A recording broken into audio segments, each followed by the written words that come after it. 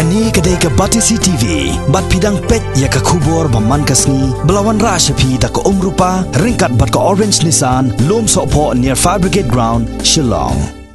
Ke Meghalaya Tennis Association, kalapan bena bahkan pelong ya ke lempung ilakai ke Balatem, kum ke 6 Meghalaya State Tennis Tournament, ke Ban Salong hakani ke nombak Shillong, nado ke Khatsan hado ke Khat Praterik mentau benai no pra, arjar Khat Pra.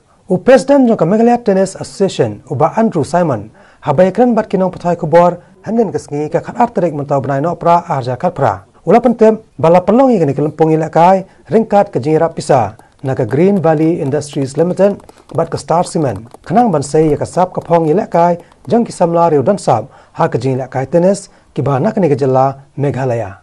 I, as the president of the Meghalaya Tennis Association, I would like to inform that the state tournament will be held from 15th to 18th of December 2018. In this connection, I would also like to say that the tournament is being held in the Shillong Club tennis courts. We are looking forward to about 40 players together. And we have various categories of the competition. We have the men's singles, women's singles, doubles, and for juniors as well.